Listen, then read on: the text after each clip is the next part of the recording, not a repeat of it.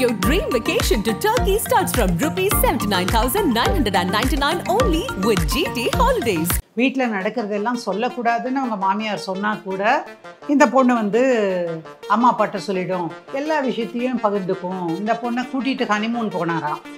Honeymoon போன போது இந்த பொண்ணு பாதிலேயே எங்கள் அம்மாவை பார்க்கணுன்னு அழுது வீட்டுக்கு வந்துருச்சான். இந்த மாதிரி மாப்பிள்ளைக்கெல்லாம் வந்து நல்ல ரேட் இப்போ மார்க்கெட்டில். இன்ஜினியரிங் மாப்பிள்ளை 2009. உங்களுக்கு இவ்வளோ சொத்து இருக்குதுல்ல, தான் அங்கே வாஷர்மேன்பேட்டில் ஒரு வீடு இருந்தது, இங்கே 2 வீடு இருக்குதுன்னு சொன்னீங்க. ஏதாவது ஒரு வீட்டை விற்றீங்கன்னா கல்யாணமே முடிஞ்சு போயிடுது. இது என்ன பெரிய விஷயமா?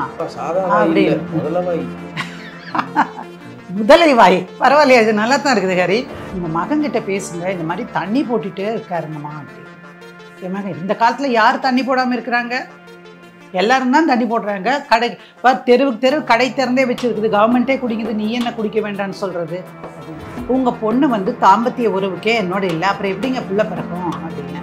அப்போ நீ இது ஹாஸ்பிட்டலுக்கு போகிறதுக்கு முன்னாடி சொல்லியிருக்கலாம் இல்லை, நான் ஹாஸ்பிட்டல் போக மாட்டேன், நான் எதுவும் பண்ண மாட்டேன் அப்படின்னு சொல்லிட்டு என் மேலே குறை சொல்கிறதுக்கு நீ கூட்டிகிட்டு போயிருக்க.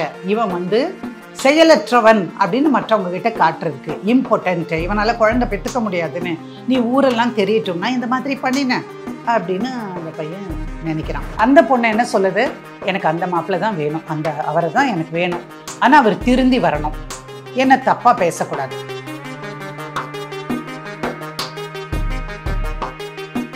காவியப்பிரியாவின் வாழ்க்கை காவியமானது. நன்றி. அடே அப்பா, காவியமானது. எப்படித்தான் ஹரி இதெல்லாம் பிடிக்கிற நீ? நக்கீர நேயர்களுக்கு வணக்கம். நான் விஜய் சுதர். வழக்கு எண்ணில் ஒவ்வொரு வாரமும் சாந்தகுமாரி மேம் அவங்க நடத்தின பல வழக்குகள் பற்றி பேசிட்டு இருக்காங்க. இன்னைக்கும் அதே மாதிரி ஒரு வழக்கு பற்றி தான் பேச போகிறோம். வணக்கம் மேடம். வணக்கம் ஹரி. இன்னைக்கும் நம்ம வந்து ஒரு பெண்ணோட கதையை பற்றி பேச போகிறோம். அவங்க பேர் காவியப்பிரியா அப்படின்னு. இது வந்து 2009களில் வந்த ஒரு வழக்கை பற்றி தான் நான் இன்றைக்கி பேசிகிட்டு இருக்கிறேன். அந்த பொண்ணும் அவங்க அப்பாவும் ஒரு நாள் வந்தாங்க ஈவினிங்கில். அம்மா, இந்த மாதிரி எங்களுக்கு நோட்டீஸ் வந்திருக்கு அப்படின்னா, என்னென்னா டைவர்ஸ் வேணும்னு கேட்டு மாப்பிள்ளை கொடுத்துருக்காருமா நோட்டீஸு அப்படின்னு சொல்லி சொன்னாங்க. கொஞ்சம் பதட்டம் இருக்கும்ல யாருமே. ஒரு டைவர்ஸ் நோட்டீஸ் வந்துருச்சுன்னா வந்தாங்க. அப்புறம் பேசும்பொழுது சொன்னாங்கம்மா, அவங்க கேட்டாங்கன்னா 100 பவுன் போட்டேங்கம்மா, எல்லாம் செஞ்சேன், ஆனால் இப்போ வந்து டைவர்ஸ் வேணும்னு கேட்குறாரு. என்ன பிரச்சனை, முதல்ல டைவர்ஸ் நோட்டீஸை கொண்டு வாங்க, அதை கொடுங்க பார்க்கலாம் அப்படின்னு பார்த்தேன். கோர்ட்லேயே போட்டிருக்கிறார், நோட்டீஸ் அல்லது கோர்ட் நோட்டீஸ் அது. அப்புறம் அந்த கோர்ட்டில் வந்து அந்த பெட்டிஷனை எடுத்து படித்து பார்த்தா எல்லா தப்பும் இவங்க மேலே தான் சொல்லியிருக்காங்க. இந்த பொண்ணு வந்து வீட்டுக்கு வந்த முதல் நாள்லேருந்தே அப்பா அம்மா கிட்ட எல்லா விஷயத்தையும் சொல்லிடும், வீட்டில் நடக்கிறதெல்லாம் சொல்லக்கூடாதுன்னு அவங்க மாமியார் சொன்னால் கூட இந்த பொண்ணு வந்து அம்மா அப்பாட்ட சொல்லிடும். கணவனுக்கும் மனைவிக்கும் நடக்கக்கூடிய உறவு சம்பந்தமாக கூட எல்லா விஷயத்தையும் பகிர்ந்துக்கும். இந்த பொண்ணை கூட்டிகிட்டு ஹனிமூன் போனாராம். ஹனிமூன் போன போது இந்த பொண்ணு பாதிலேயே எங்கள் அம்மாவை பார்க்கணுன்னு அழுது வீட்டுக்கு வந்துருச்சான்.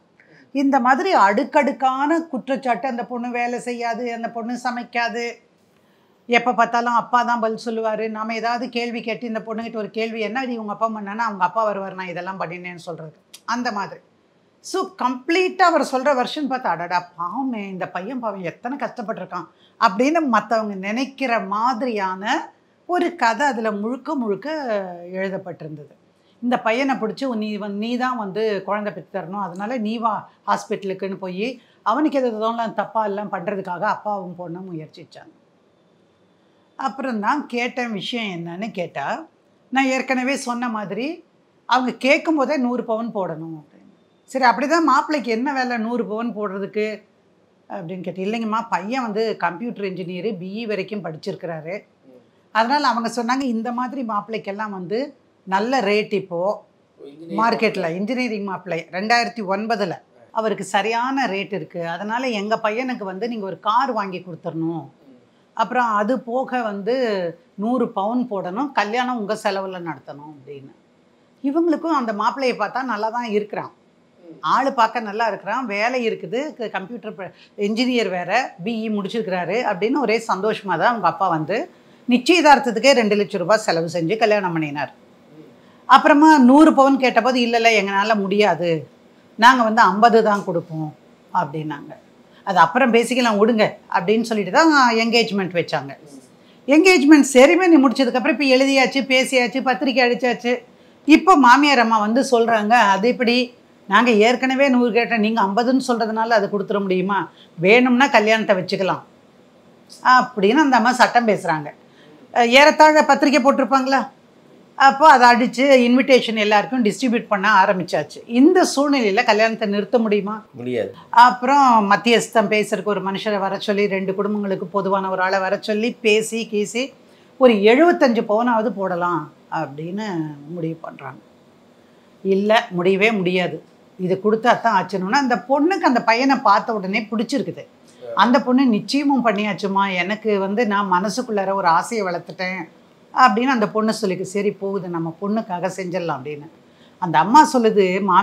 மாமியாராக வரப்போகிற அந்த அம்மா சொல்லுது, உங்களுக்கு இவ்வளோ சொத்து இருக்குதுல்ல, தான் அங்கே வாஷர்மேன்பேட்டில் ஒரு வீடு இருந்தது, இங்கே 2 வீடு இருக்குதுன்னு சொன்னீங்க, ஏதாவது ஒரு வீட்டை விற்றீங்கன்னா கல்யாணமே முடிஞ்சு போயிடுது, இதென்ன பெரிய விஷயமா அப்படின்னு. முதலை வாய் பரவாயில்லையா, இது நல்லா தான் இருக்குது ஹரி.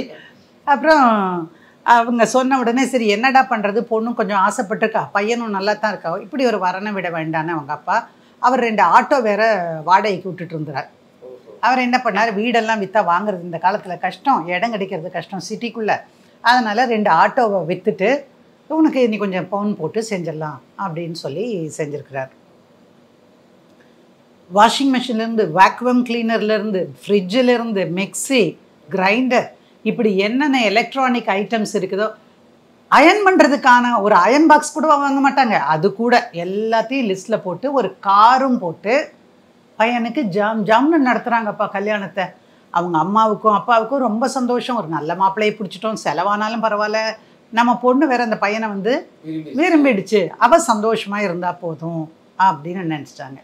இப்போது இவ்வளோ பிரமாதமாக நடந்த உடனே அந்த மாமியாருக்கு என்ன ஆகிப்போச்சுன்னா, இது வந்து பொன்முட்டையிடும் வாத்து, அதனால் எதுவானாலும் கேட்கலாம், எப்படி அவங்க அப்பா ஒரே ஒரு பொண்ணு தானே, எப்படியும் செய்வாங்க தானே அப்படின்னு சொல்லிட்டு அந்த அம்மாவுக்கு ஒரு விருப்பம்.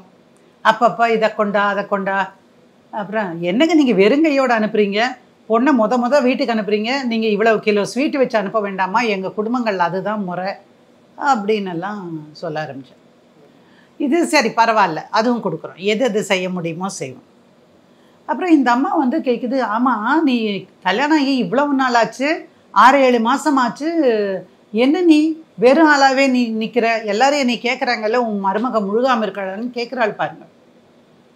அது எப்படிங்க கேட்பாங்க, அதெல்லாம் போய் பேசலாமா? அதை இந்த பொண்ணுக்கு வந்து அத்தை நான் சரியாக தாங்க இருக்கிற அத்தை அப்படின்னு அவள் சொல்கிறான். அப்போ நீ சரியாக இருக்கேன்னா அப்போ அவன் சரியில்லைங்கிறீங்க, நீ எப்படி என் மகனை சொல்லலாச்சு அப்படின்னு. என்ன விஷயம்னா, முதலையெல்லாம் பேசும்போது இவன் வந்து நானும் ஆல்கஹாலிக், எனக்கு அந்த பழக்கமே இல்லைன்னு சொல்லியிருந்தான். ஆனால் கல்யாணத்துக்கு முன்னத்த நாளே அவங்களுடைய ஃப்ரெண்ட்ஸ் பார்ட்டின்னு ஒன்று வச்சு அதில் குடிச்சிருக்கிறான். அப்புறம் கல்யாணத்துக்கு அப்புறமும் முதல்ல அவங்க அம்மா அவங்களுக்கு தெரியாமல் ரூமுக்குள்ளே வச்சு குடிச்சிருக்கான். இவளுக்கும் அந்த வாசமே பிடிக்கிறது கிடையாது. அப்போது தொடர்ச்சியாக மாதம் ஆக ஆக ஒவ்வொரு மாதம் ஆக ஆக அவருடைய குடிப்பழக்கம் ஜாஸ்தி ஆகிடுச்சு. அப்போ அந்த பொண்ணு மற்றொரு முறை அந்த அம்மா அந்த மாதிரி கேட்கும்போது இந்த பொண்ணு சொல்கிறா, அம்மா உங்கள் மகன்கிட்ட பேசுங்க, இந்த மாதிரி தண்ணி போட்டுகிட்டே இருக்காருங்கம்மா அப்படின்னு. என் மகன் இந்த காலத்தில் யார் தண்ணி போடாமல் இருக்கிறாங்க, எல்லோரும் தான் தண்ணி போடுறாங்க, இப்போ தெருவுக்கு கடை திறந்தே வச்சுருக்குது, கவர்மெண்ட்டே குடிக்குது, நீ என்ன குடிக்க வேண்டான்னு சொல்கிறது அப்படின்னு. அம்மா நீங்கள் இப்படி சொல்லாதீங்க, நீங்களே இப்படி சொன்னால் எப்படி, அவர் கொஞ்சம் திருந்தினா தானே நல்லது, திருந்துற அளவுக்கு அவன் மோசமான பிள்ளை இல்லை, இந்த தெருவிலேயே பார்த்துக்கோ ஒரு பிள்ளை கூட இந்த அளவுக்கு வந்து படித்து பாஸ் ஆகி வேலைக்கு போய் அப்படின்னு அந்த அம்மா ஆரம்பிச்சிருது. இவன் வந்து அவங்க அப்பாட்ட சொல்கிறா, அப்பா இந்த மாதிரி குடிக்கிறாரு, ரொம்ப கஷ்டமாக இருக்குது. அந்த அம்மா ஒரு பக்கம் 6 மாதத்துலேருந்து கேட்டுக்கிட்டே இருக்குது, என்ன நீ என்ன இன்னும் குளிக்கலையான்னு கேட்குறாங்க.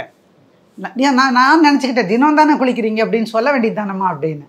அப்புறம் அவங்க அப்பா, இல்லைங்க அந்த பையனுக்கு ஏதோ பிரச்சனை போல் இருக்குதுங்கன்னு. சரி உங்களுக்கு எப்படி தெரியும்? இந்த அம்மா தான் சொல்லிகிட்டே இருக்காங்களே, அதனால் சரிங்கம்மா டாக்டர்கிட்ட கூட்டிகிட்டு போகலாம் 2 பேரையுமே, எதுக்கு என் மகனை கூட்டிகிட்டு போகிறது, நீ உன் பொண்ணை போய் கூட்டிகிட்டு போ அப்படின்னு அந்த அம்மா சொல்கிறாங்க.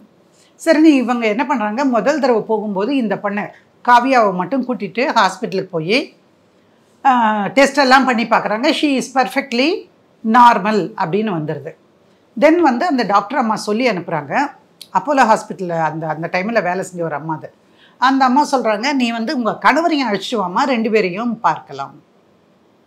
பையன் வரவே மாட்டேங்கிறான்ப்பா. எப்போ கூப்பிட்டாலும் நீ வந்து எனக்கு ஏதாவது ஒரு கதை கட்டி விட்றதுக்கு தான் இருக்கே அப்படின்னு சொல்லிட்டு அடுத்தாப்புல அவங்க அப்பாட்ட, உங்கள் பொண்ணு வந்து தாம்பத்திய உறவுக்கே என்னோட இல்லை, அப்புறம் எப்படிங்க புள்ள பிறக்கும் அப்படின்னு. அப்போ நீ இது ஹாஸ்பிட்டலுக்கு போகிறதுக்கு முன்னாடி சொல்லியிருக்கலாம் இல்லை, இது மாதிரி இல்லை, அதனால் உங்கள் பொண்ணுக்கு அட்வைஸ் பண்ணுங்கள், அப்புறமா ஹாஸ்பிட்டல் பற்றி போகிறத பற்றி நம்ம யோசிக்கலாம் அப்படின்னு சொல்லியிருக்கலாம். அப்போது இதை கேட்ட உடனேயே அவங்க அப்பா வந்து அப்பா கிட்ட போய் அந்த பொண்ணு எப்படி பேசுவா, இந்த பொண்ணு போய் அழுதுட்டு அவங்க அம்மாட்ட போய் சொல்லியிருக்குது, இல்லைம்மா எப்போ பார்த்தாலும் ஒரே நாத்தம் அந்த ஆள்கிட்ட தண்ணியை போட்டு போட்டு அப்படியே படுத்துருக்கிறாரு, அவருக்கு நம்ம தட்டி எழுப்புனா கூட ஒன்றுமே தெரியாதுமா, அந்த மாதிரி கிடக்குறாரு, அவர் இந்த மாதிரி தப்பாக என்ன சொல்கிறாருமா அப்படின்னு. அப்புறம் ஒரு நாள் வந்து இவர் தன்னுடைய சகலையை கூப்பிட்டுட்டு, யார் இந்த பையனுடைய மாமனார் காவியாவுடைய அப்பா, தன் சகலையை கூப்பிட்டுட்டு வந்து பேசுறதுக்கு வராரு. பாருங்கள் இந்த மாதிரி எல்லாம் இருக்குது, நல்லா இல்லை நமக்கு உங்களுக்கும் குழந்தை வேணுங்கிறீங்க, உங்களுக்கும் பேரப்பிள்ளையை பார்க்கணுன்னு ஆசை, எனக்கும் பேத்தியோ பேரனோ பார்க்கணுன்னு எனக்கும் ஆசை, சரி வாங்க 2 பேரும் டாக்டர்கிட்ட கூட்டிகிட்டு போகலாம் அப்படின்னு அந்த மத்தியஸ்தம் பேசுகிறவர் வந்து சொல்லுங்கள், இதெல்லாம் ஒன்றும் இல்லைம்மா, போனால் 1/2 மணி நேரத்தில் பார்த்துட்டு வர போகிறாங்க, உங்கள் பிள்ளைக்கு ஒன்றுமே இருக்காதுமா, அவங்க ஏதோ கேட்குறாங்க அப்படின்னு அவங்க போக்கிலேயே போய் சொல்லி ஹாஸ்பிட்டலுக்கு அனுப்பி வைக்கிறாங்க.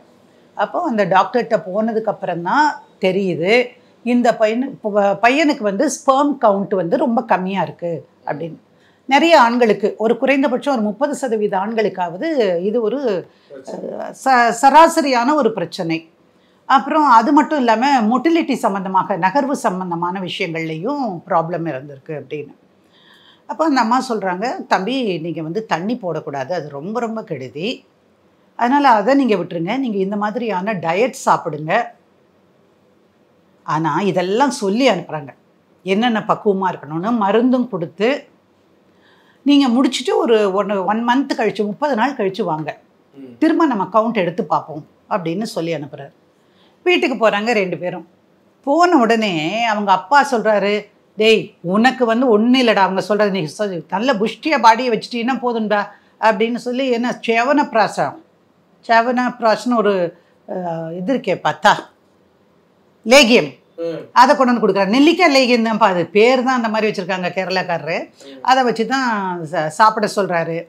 அப்புறம் அவங்க அம்மா சொல்கிறாங்க, உனக்கு புள்ள பிறக்காருக்கு என் பையனுக்கா வந்து நீ பட்டம் கட்டுற அப்படின்னு சொல்லிட்டு, பாரு ஒன்றும் இல்லை, புள்ளப்பூச்சி ஒன்று எடுத்து நீ வாயில் போட்டு முழுங்கிட்டேன்னு வச்சுக்கோயேன், உனக்கு புள்ள பிறக்குன்னு. அட பாவி, எந்த காலத்தில் இருக்கீங்க? ஏதோ கிராமாந்திரத்தில் இப்போவே எல்லாரும் பிரைமரி ஹெல்த் சென்டருக்கு போய் எல்லாம் தெரிஞ்சுக்கிறாங்க, கிராமத்தில் இருக்கிறவங்களே. இந்த அம்மா இப்படி சொல்லுதுன்னு, ஐயோ நான் அதெல்லாம் சாப்பிட மாட்டேன் அப்படின்னு. அப்புறம் போய் உனக்கு வயிற்றில் ஏதாவது பூச்சி புழு இருந்திருக்கும் அப்படின்னு சொல்லி வேப்பலை அது கூட 2-3 எதோ போட்டு அரைச்சி அதை நான் குடின்னு சொல்லி அந்த பொண்ணுகிட்ட குடிக்கிறேன். அந்த பொண்ணு நான் குடிக்க மாட்டேன்ட்டு அவங்க அப்பாவுக்கு ஃபோன் பண்ணி சொல்லிடுது, இந்த அம்மா பூச்சியை முழுங்குங்கிறாங்க, இதெல்லாம் உடனே அவர் கிளம்பி வந்துட்டார் இங்கே. அவர் அந்த அம்மா 2 பேரும் வந்துட்டு, அம்மா ஒன்றுமே இல்லை, கோவிச்சிட்டு நம்ம போக முடியாது, அதனால் ஒன்றுமே இல்லைம்மா, இது ஒரு 2-3 மாதத்தில் இதெல்லாம் சரியாயிடும், அப்புறம் இதெல்லாம் இந்த காலத்தில் யாருமா செய்கிறாங்க, நீங்கள் இதெல்லாம் சொல்கிறீங்களே, அதுவும் படித்த பிள்ளை, அது வெக்கப்படுது அல்லது அருவருப்பு படுது பூச்சியெல்லாம் முழுங்கிறதுக்கு, நம்ம இதுலேயே பண்ணிடலாங்கம்மா அப்படின்னு செய்வாங்களா மேடம்? இருக்கு இன்னைக்கு கூட மஞ்சள் அரைச்சி அதை அரைச்சி ஊற்றுறவங்க, நீம் அரைச்சி ஊற்றுறவங்க நிறைய பண்ணுவாங்கப்பா. அதெல்லாம் கிராமப்புறங்களில் இன்னும் கூட அந்த மாதிரியான சில விஷயங்கள். ஆனால் உண்மையில் சொன்னால் இப்போல்லாம் கிராமப்புறங்கள் அப்படி சொல்லாது, அவங்க எவ்வளவோ முன்னேறிட்டு வர்றாங்க. இது நடந்தது நான் 2009 மறுபடியும் நான் சொல்கிறேன். அப்போ அது மாட்டேன்னு வந்துட்டாங்க. அப்புறம் இந்த பையன் அதுக்கப்புறமா நான் ஹாஸ்பிட்டல் போக மாட்டேன், நான் எதுவும் பண்ண மாட்டேன் அப்படின்னு சொல்லிட்டு என் மேலே குறை சொல்கிறதுக்கு நீ கூட்டிகிட்டு போயிருக்க, இவன் வந்து செயலற்றவன் அப்படின்னு மற்றவங்க கிட்ட காட்டுறதுக்கு, இம்பார்ட்டன்ட்டு, இவனால் குழந்தை பெற்றுக்க முடியாதுன்னு நீ ஊரெல்லாம் தெரியட்டும்னா இந்த மாதிரி பண்ணினேன் அப்படின்னு அந்த பையன் நினைக்கிறான். நினச்சவன் என்ன பண்ணுறான், நேராக வந்து நீ உங்கள் அம்மா வீட்டுக்கு போன்னு சொல்லிவிட்டு அவன் வந்து இங்கே ஒரு பெட்டிஷனை போட்டுறான். எதுக்கு? அவங்க அப்பா அம்மா வந்தாங்க பாருங்கள் நம்மக்கிட்ட, அதான் டைவர்ஸ் போட்டான். இந்த பொண்ணு வந்து இல்லை இது இப்படி தப்பு, ஹனிமூன்லேயே அழுதுட்டு அவங்க அம்மா பார்க்கணுன்னு ஓடிச்சு, வீட்டுக்குள்ளே நடக்கிற விஷயம்லாம் சொல்லிச்சுன்னு இப்படி தப்பாக இந்த பொண்ணு மேலே குறை சொல்லிட்டு வந்தது. அப்புறமும் அதுக்கப்புறம் தான் அந்த பொண்ணுக்கு நான் சொன்னேன், நீ கவலைப்பட வேண்டாம், உன் பக்கத்தில் உண்மை இருக்குமானா நம்ம வந்து அதை சரி பண்ணிடலாம் அப்படின்னு. அவங்க அப்பா சொன்னார், அம்மா எனக்கு கேஸ் நடத்துறதுல இஷ்டம் இல்லை, தப்போ ரைட்டோ அவள் தான் அவனுடைய புருஷன், எனக்கு வந்து இந்த மாப்பிள்ளையை அத்து விட்டுட்டு வேற ஒரு மாப்பிள்ளையை கட்டுறதுக்கும் எனக்கு சம்மதம் இல்லை, அந்த பொண்ணுக்கும் அது இல்லை. அதனால் நாங்கள் வந்து பிரிஞ்சு போக ஒரு காலம் விரும்பலை. ஏன்னா இது சரி பண்ணக்கூடிய ஒரு கோளாறு அப்படின்னு தான் வந்து சொல்கிறாங்க. இந்த பிரச்சனைக்கு மருந்து மூலமாக சரி பண்ண முடியுங்கும்போது அதுக்கு அவரை ஒத்துக்க வைக்கணும் முதல்ல. அதுதான், அது செஞ்சு வந்தாலே சரியாக போயிடும் அப்படின்னு சொல்லிட்டு. இதுக்கு நடுவில் அந்த அம்மா அங்கே இருக்கும்போதே என்ன பண்ணும், எந்த நேரத்தில் நீங்கள் இருக்கணும் இருக்கக்கூடாதுங்கிறது முதல்ல மாமியார்காரம்மா சொல்லும். இந்த பொண்ணு ஒரு நாள் கேட்டுட்டான், அம்மா முதல்ல அவரை தட்டி எழுப்புங்கம்மா. யாரை? தண்ணி போட்டு தலைகளாக படுத்துட்டு இருக்கிறாரு பாருங்க, அவரை தட்டி எழுப்புங்கம்மா, அப்புறம் வேணா அது நடக்குங்கம்மா அப்படின்னு சொல்லிட்டே. ஆமாம், எவ்வளவு நாளைக்கு தான் ஒருத்தி பொறுமையாக இருக்கு. அந்த பொண்ணு என்ன சொல்லுது, எனக்கு அந்த மாப்பிள்ளை தான் வேணும், அவரை தான் எனக்கு வேணும், ஆனால் அவர் திருந்தி வரணும், என்ன தப்பாக பேசக்கூடாது அப்படின்னு சொல்கிறாங்க. அப்போது இந்த கேஸ் நடக்கும்போதே ஜட்ஜுக்கிட்ட வந்து பேசும்போது உங்களுக்கு ஒரு ஸ்பெஷல் கவுன்சிலிங் அனுப்புங்க. யாரை? மாப்பிள்ளைய. ஏன்னா 2 பேரும் அவர் வேண்டானாலும் இந்த பொண்ணு சேர்ந்து தான் வாழ விரும்புகிறாங்க. அதனால் நாங்கள் ஒரு பெட்டிஷன் போட்டோம். அப்போ ஸ்பெஷல் கவுன்சிலிங்கெல்லாம் வந்து குடும்ப நீதிமன்றத்திலேயே அதுக்கு ஒரு டாக்டர் வருவாங்க, அவங்க பார்ப்பாங்க, அதுக்கப்புறம் டெஸ்ட்டெல்லாம் எழுதி கொடுப்பாங்க அந்த மாதிரி. அப்போ அதெல்லாம் பார்க்கும்போது திரும்பவும் ஏற்கனவே ஒரு டெஸ்ட் எடுத்து பார்த்தாங்க பாருங்க, அதுக்கு ஆதரவான எல்லா விஷயங்களும் அதுலேயும் வருது. அப்போது அந்த அம்மா கூப்பிடுறாங்க, இந்த பையன்கிட்ட உட்காரும்பா, உனக்கு எந்த குறையுமே கிடையாது, யார் சொன்னால் உனக்கு குறைன்னு, அதெல்லாம் ஒன்றும் இல்லை, உன்னை மாதிரி ஒரு 30% ஆண்களுக்கு இந்த பிரச்சனை இருக்குது. ஒன்று, நம்ம வேலையில் கம்ப்யூட்டரில் உட்காந்து வேலை செஞ்சுட்டே இருக்கிறோம், நேரங்காலம் இல்லாமல் பாடுபடுறோம், இந்த மாதிரியான சூழலில் காசுக்காக அங்கங்கன்னு அலைஞ்சு வேலை செஞ்சு சரியான நேரத்தில் தூங்காமல், ஸோ இதெல்லாம் தான்ப்பா காரணம். ஒன்றும் இல்லை, நீ நல்ல ரெஸ்ட் எடு, தப்பான பழக்கத்தை விட்டுடு, முழுசாக விட முடியலன்னா கூட டெய்லி அடிக்கிறத வாரம் ஒரு தடவைன்னு வெயி, அப்புறம் ஒரு 2 மாதம் போயிட்டு 2 வாரத்துக்கு ஒரு தடவைன்னு வெயி, அதெல்லாம் வரும். உனக்கு வாழ்கிறதுக்கு விருப்பம் இருக்குதா அப்படின்னு. ஆமாம், எனக்கு விருப்பம் இருக்குது. அப்புறம் ஏன் நீ டைவர்ஸ் போட்ட? இல்லை, எங்கள் அப்பா அம்மாலாம் சொன்னாங்க இந்த பொண்ணு வேண்டாம், நம்ம வேறு கல்யாணம் பண்ணிடலன்னு. உங்கள் அப்பா அம்மா சொன்னாலும் அந்த பொண்ணு மேலே ஏதாவது தப்பு இருக்கா? அவன் பேசலை. ஏன்னா அந்த பொண்ணு அழுது சொல்லுது, ஏங்க எப்படி சொல்கிறீங்க அப்படி. இது பேசும்போது பார்த்திங்கன்னா மாற்றி தான் பேசுவாங்க கவுன்சிலிங் போது. அப்படி பேசும்போது அவனுக்கே கொஞ்சம் பாவம் போல் ஆயிடுச்சு போல் இந்த பொண்ணை பார்த்து. அப்புறம் சரின்னு சொல்லிட்டு எனக்கு ஒரு 2 மாதம் 3 மாதம் டைம் கொடுங்கம்மா அப்படின்னு.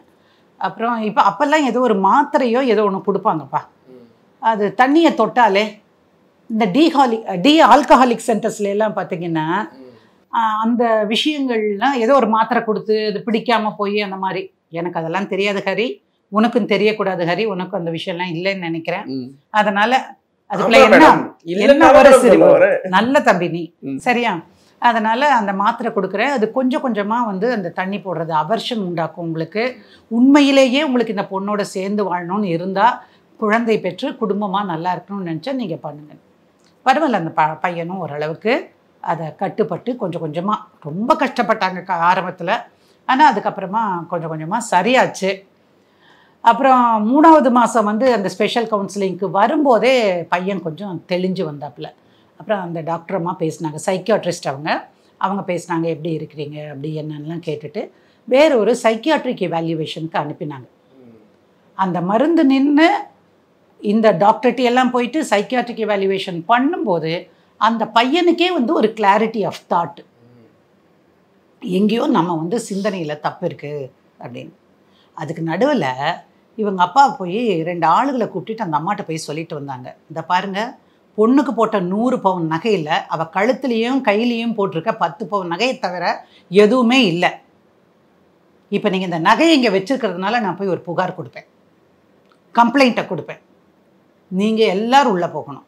இந்த பையனுக்கு ஒரு அக்கா இருக்குது, அந்த அக்கா வந்து பக்கத்தில் தான் இருக்காங்க, ஒரு 2 நாளைக்கு ஒரு தடவை வருவாங்க. அந்த அக்கா மேலே எந்த தப்புமே கிடையாது.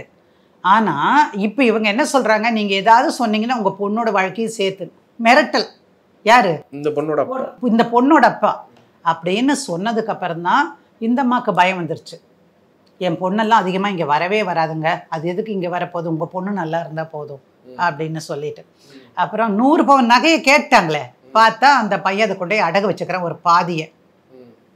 சரின்னா அந்த அடகு கடையினுடைய ரசீதெல்லாம் வாங்கி எல்லாத்தையும் எடுத்தவர், நீ கொடுத்தா தான் ஆச்சு, இல்லையா நடக்கிறது வேற. இல்லை போலீஸ் ஸ்டேஷன் போய் அரெஸ்ட் பண்ணி உன் பிள்ளை போச்சுன்னா வாழ்க்கைக்கு வேலையே எல்லாம் போயிடும் அப்படின்னு சொன்னதுக்கப்புறம் அடகு வச்ச ரசீதெல்லாம் எடுத்து கொடுத்ததுக்கப்புறம், இந்த பாருங்க மாப்பிள்ளை, உங்களுக்கு கடைசியாக ஒரு சான்ஸ் தரேன். இப்போ நான் போலீஸ்க்கு போகவா, இல்லை இந்த எடுத்து கொடுக்குற பொறுப்பை கூட நானே ஏற்றுக்கிறேன். என் பொண்ணோட ஒழுங்காக நீங்கள் குடித்தனம் பண்ணுறீங்களா இல்லையா? நீங்கள் அந்த வீட்டை விட்டு வெளியே வரணும். உங்கள் அப்பா அம்மா இருக்காங்க, அப்பா அம்மா விட்டு பிள்ளைய பிரிக்கணும்னு எனக்கு நோக்கம் இல்லை. அதனால தான் இவ்வளவு நாளும் நான் விட்டு வச்சுருந்தேன். ஆனால் இப்போது கொஞ்ச நாளைக்காவது நீங்கள் 2 பேரும் தனியாக இருந்தால் நீங்கள் நிம்மதியாக குடித்தனம் பண்ண முடியும், உங்கள் வாழ்க்கையும் நல்லா இருக்கும்னு நினைக்கிறேன்னு. சரிங்க மாமா. பயம் வந்துடுது, போலீஸ்ன உடனே பயம் வந்துடுது. அதுக்கப்புறமா 2 பேரையும் ஒரு தனி குடித்தனம் வச்சாங்க. அப்பா அம்மா மேற்பார்வையில் இருக்கிற மாதிரி ஒரு வீட்டில் வச்சுட்டு அப்பப்போ பெரியவங்க போய் கவனிச்சிக்க வேண்டியது. அவங்க அம்மா அப்பாவையும் ஒதுக்கலை. நீங்கள் இந்த வாரம் போய் 2 நாள் இருந்துட்டு வாங்க, நாங்கள் 2 நாள் இருக்கிறோம் அப்படின்னு சொல்லி உண்மையிலேயே சொல்கிறேன், அந்த மாதிரி ஒரு அப்பா கிடைக்க கொடுத்து வச்சுருக்கணும். அந்த மாதிரி மாமனார் கிடைக்க அவரும் கொடுத்து வச்சுருக்கணும். அப்படியே ஸ்லோவாக எல்லாத்தையும் திருத்தி சரி பண்ணி அடுத்த வருஷம் அவங்க கையில் ஒரு பொன் குழந்தை வருது. 2 குடும்பமும் அவ்வளவு சந்தோஷமாச்சு. அதாவது ஃபேமிலி கோர்ட்னா பிரித்து வைக்கிறதுன்னு நிறைய நினைக்கிறாங்க. இது மாதிரி நிறைய கோர்ட்டு வந்து பிரித்து வைக்கிறது கிடையாது. 2 பேரும் தம்பதிகளுக்குள்ள கொஞ்சமாவது அன்பு பாசம் இருந்து நம்ம சேரணும்னு இருந்தால் கட்டாயம் சேர்த்து வைக்கிறதுக்கான வாய்ப்பு நிறைய இருக்குது. அதை இந்த பொண்ணு சரியாக பயன்படுத்திருச்சு. இந்த பொண்ணோட அப்பா சரியான வழிகாட்டுதல் கொடுத்தாங்க. அந்த பையனும் திருந்தி வந்தாப்புல. அதனால் காவிய பிரியா வந்து இப்போ தன் கணவரோட சந்தோஷமாக இன்னும் கூட ஒரு குழந்தை பெற்றிருப்பான்னு நான் நினைக்கிறேன். But they will be living very happily. அதுதான் இந்த கதையினோட ஒரு முடிவாக தெரிஞ்சது. காவிய பிரியாவின் வாழ்க்கை காவியமானது. நன்றி. அடேப்பா, காவியமானது. எப்படித்தான் ஹரி இதெல்லாம் பிடிக்கிறேன் நீ? ஒரு முடிவுரை நல்லா இருக்கணும்ல. Very good. முன்னுரையும் நல்லா இருக்கணும், முடிவுரையும் நல்லா இருக்கணும். ரைட். உங்கள் நக்கீரன் இதழில் கதாசிரியர், தயாரிப்பாளர், இயக்குனர் என பன்முகம் கொண்ட திரைக்கலைஞர் வி.சி. குகநாதன் எழுதி வரும் சினிமா கொட்டகை. பரபரப்புக்கு பஞ்சமில்லா தொடர். வாங்கி படியுங்கள். நக்கீரன். நக்கீரன் டிவிக்கு சப்ஸ்கிரைப் செய்யுங்கள். உங்கள் ஆதரவே எங்கள் பலம். ஆசிரியர்களுக்கு நண்பனாகவும் மாணவர்களுக்கு ஆசானாகவும் திகழும் தேர்வு வழிகாட்டி. ஒவ்வொரு பாடத்திற்கும் அனுபவமிக்க ஆசிரியர்களின் துல்லியமான தெளிவான விடைகள். CNC இருக்கு, தேர்வு பயம் எதற்கு? இது தீரன் பப்ளிஷிங் ஹவுஸ் விற்பனை வெளியீடு.